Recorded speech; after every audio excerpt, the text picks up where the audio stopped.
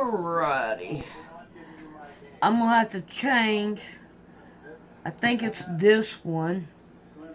I don't have any more of this color, so I'm gonna have to change it. And I've got these right here, 3. So I'm just gonna grab one. And then next time I'll go with these. So I have these that we're gonna do.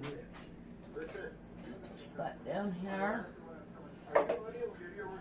Alright, now we'll put them over here.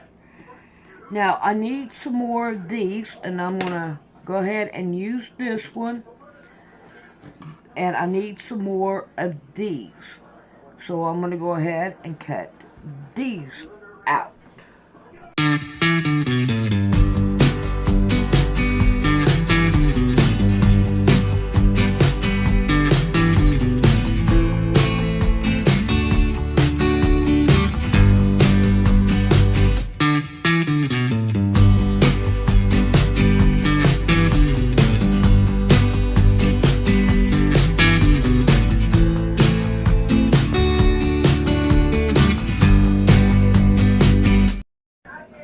Alright, I think I probably put up enough videos showing why I do not like cops.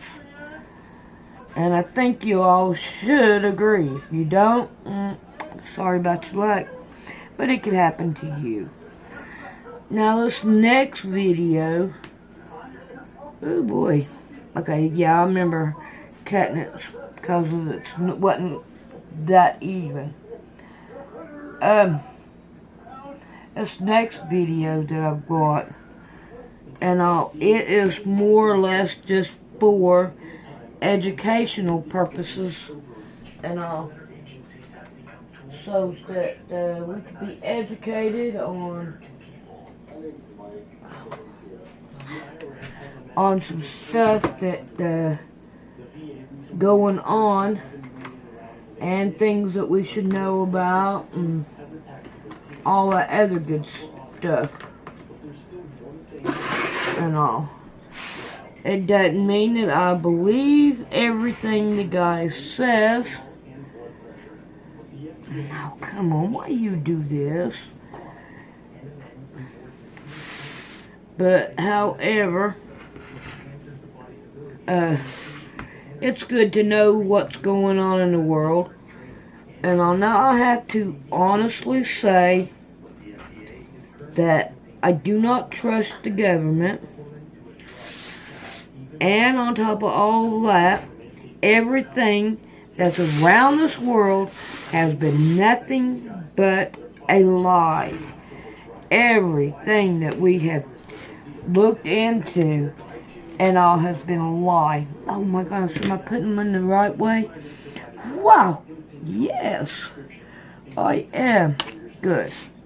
Whew. I was worried about that. I cut that first one. Make sure we're doing it right. Too bad I can't do 2 or 3 of them at a time. But I can't. Now, like I said, everything we've looked into, I mean, everything's been a lie. The government, everything. The police, when seconds counts, they're only minutes away. Think about that. A second away, they're minutes away. So really, how good is that? And they're wanting to take our pow-pows away. And back in the olden days, it was oh, be afraid of the Americans because they've got a gun under every blade of grass. So now, look at it. It ain't like that no more. They're let's see. They are taking over everything. Why? Because the government is letting them. And all. And they say that we don't own a lot of our national parks anymore. That's what I understand. I don't know how true it is because I can't get paperwork. But this video that is coming up and all,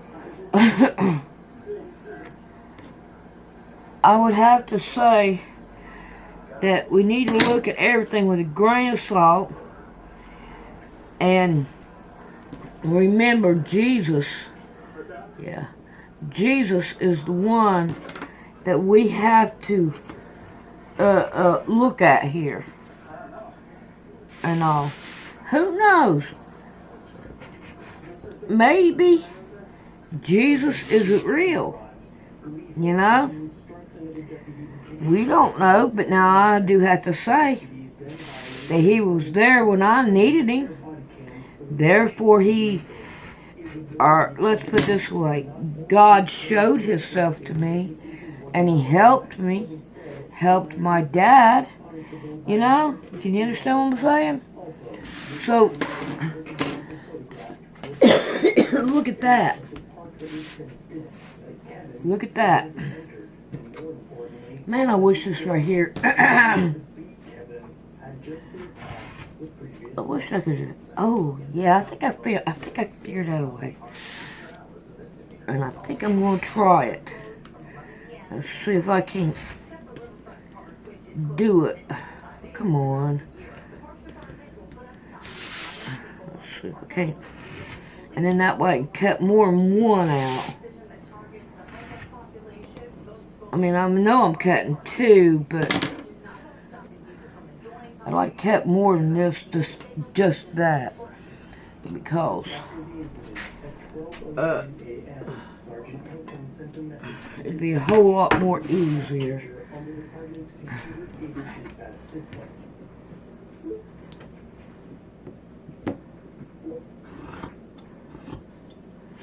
Let's try this out. It so happens that I have a subject that I've been wanting to talk about, so it seems like this would be just as good a time as any. In the Bible, there are many things that are misunderstood and mistranslated into English that comes from what we call Hebrew. First of all, we need to understand that which we refer to as Hebrew is in point of fact not Hebrew, but Canaanite, Phoenician Canaanite. The bloodline is from the ancient Middle East called the Phoenicians.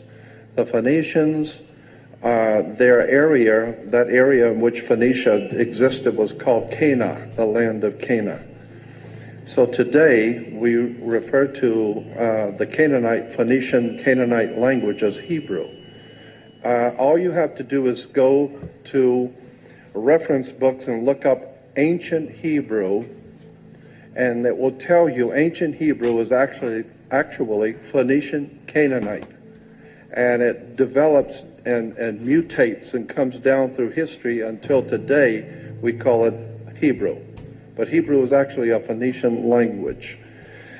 And many of the concepts and ideas which are expressed in the Old Testament are not original to the Old Testament. It goes back to even further back into ancient history, so that many of the concepts and belief systems in Judaism and Christianity are very, very ancient. And I believe that the Bible is one of the most important books on the earth, because it's really telling you some really interesting things, but if you don't understand how to read the symbols, it's never going to dawn on you how this stuff works. I think the New Testament is probably the most important story in the whole world, but not as history, but as a metaphor, as an encoded message. But let me go back to this one subject that I've been very interested in for a long time, and that is, in the beginning of the Bible, in Genesis 1:1 says, in the King James Bible, "In the beginning God created the heavens and the earth." But that's not what it says in the old ancient Hebrew or Phoenician language. That's not what it says in the original language. That's how it was translated from the English, in the King's English. Well, the King's English, the King James Version, was translated by the best translators that the king had at the time, and it was very well done. However, they know more about the language today than what they did then, and so there's a lot of imperfections in the King James Bible that could be misleading unless you understand what the words actually meant in the ancient world. And so when you read in the beginning, this is Genesis 1:1, in the beginning God created the heavens and the earth. That's not what it says in Hebrew. It says in the beginning of the creation, Elohim created the heavens and the earth. Elohim is not the word God. El is a Phoenician, Canaanite name or word for deity, El, E-L. We talked a little bit about that last week. Elohim is like adding an S onto an English word. You have C-A-R for car, or C-A-R-S, cars, more than one. So adding an S on the end, to the end of most English words means it's plural, in the plural. Well, that's exactly what Elohim means. El is God, Elohim is plural. So the correct understanding should be read, the Hebrew read, in the beginning the gods created the heavens and the earth, not God. And more interesting than that, this is why, incidentally, in Genesis 1:28, when God is creating Adam and Eve, the first couple, and it says, God said, come, let us make man in our image, according to our likeness. Who's us and our? Was God talking to himself? Come, let us make man in our image, after our likeness. Later on in Genesis, I think it's 3, the scripture says, God said, here man has become as one of us, knowing good and evil. The point is, who is God talking about? Us. Here's man made in our image after looking like us. Here, now he's like us. Who's us? Who's our? Well, it's Elohim, the gods. So consequently, what we're talking about here is that the gods created us, created the heavens and the earth and all things on it. Now, more important to my, and this is the whole subject, of course, you could take this, in many different directions. But interesting, in Genesis 1:2 says, and the earth was without form and void. That's another mistranslation. In the original, it does not say that the earth was without form and void. Actually, it says, and the earth became a waste and a desolation. Not form and void, but waste and desolation. And it was not, as I said, the scripture, if you read it today in the Bible, Genesis 1:2, says, and the earth was without form and void. No. The earth became a waste and a desolation. Consequently, if you go to Genesis 9, which is Genesis 9:1, where God is talking to Noah after the flood of Noah's day, and God says to Noah, now understanding that according to the story, everyone has been wiped off the earth in the great flood, and so God says to Noah and his sons, his 3 sons, go forth into the world now and multiply and replenish the earth. And you ask the question, wait a minute, the word is R-E, replenish the earth, meaning, not plenish, replenish, meaning do it again. Why? Well, simply because before Noah, there was a whole civilization. God brings a flood, according to the story. God brings a flood, destroys the world and all life on it. And now God is saying to Noah and his sons and their wives, go now on the earth and reproduce and fill the earth and replenish the earth. Well, that is a correct translation from the Hebrew, and I've talked to rabbis about that. And the word is replenish. R-E means do it again. Okay, it makes sense that God would be telling Noah to redo it again. However, if you go back to Genesis 1:28, where God is creating, the first chapter of the Bible, where God is creating man, and man and woman, Adam and Eve, he says to Adam and Eve, multiply and replenish the earth. Do it again. Replenish the earth. Implying, of course, do it again. What are you talking about doing again? Well, if you just read Genesis 1:2 correctly, it said, and the earth was without form and void. No, the earth became a waste and a desolation. So the rabbis will tell you, and the rabbinical reference works will tell you, that what is being said in Genesis 1:2 and in 1:28, when man and woman are being created, is that God is recreating all over again.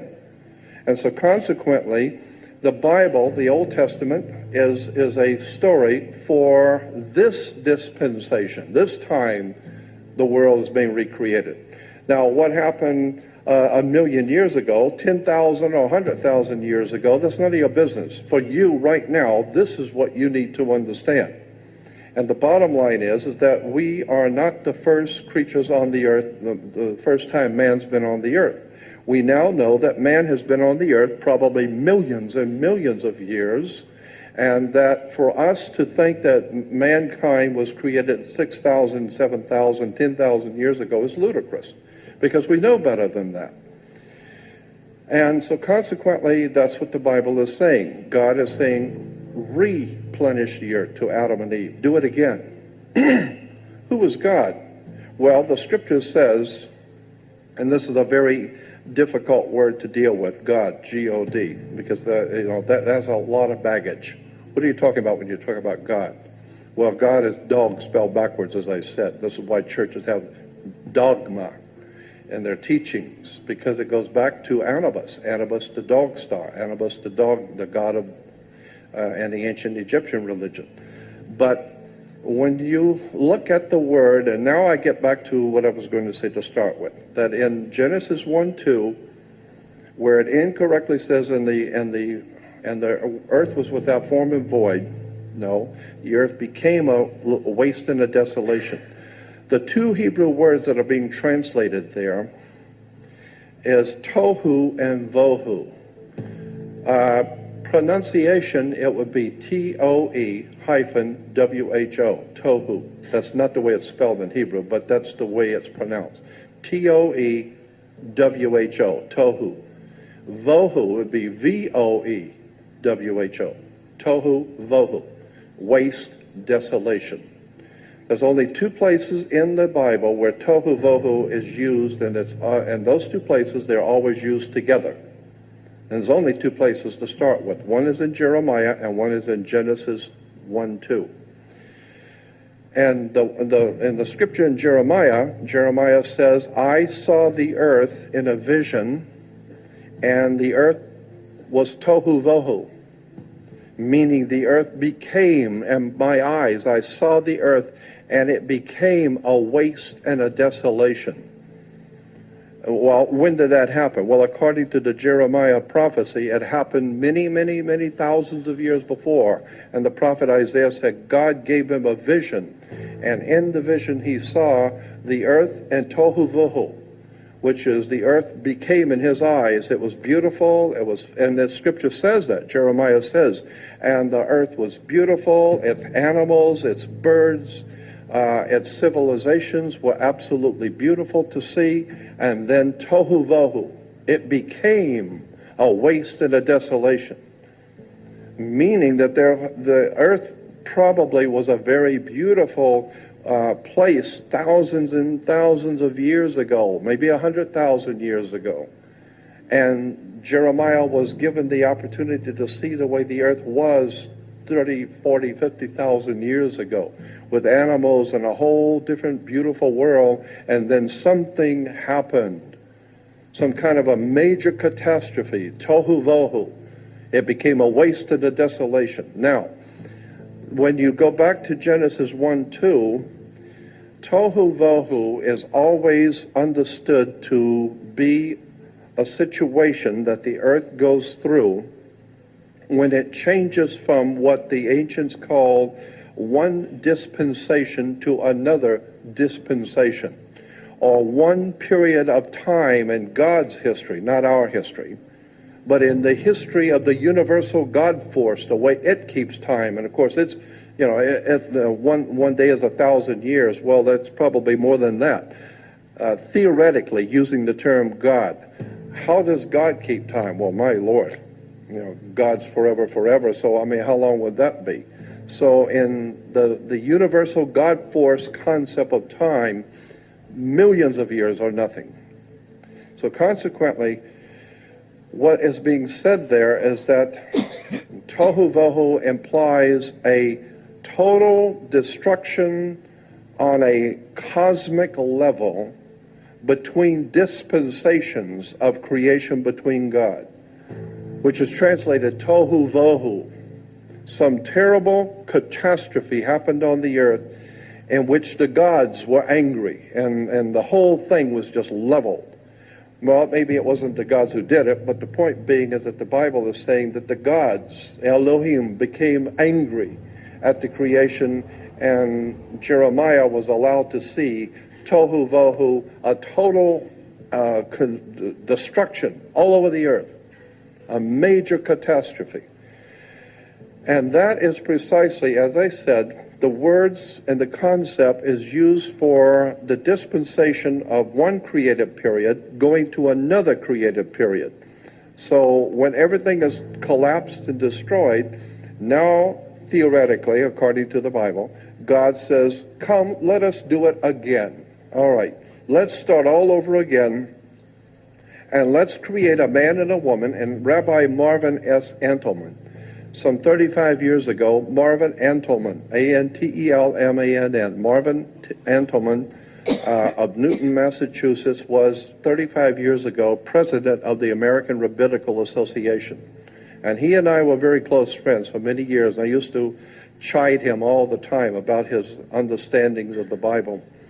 But Rabbi Antelman, president of the American Rabbinical Association, said to me, I asked him about that scripture where God said, come, let us make man in our image after our likeness. And I said to Rabbi, what are you talking about? Come, let us. Who's us? Did God got to get permission from somebody else that's working with him, or what?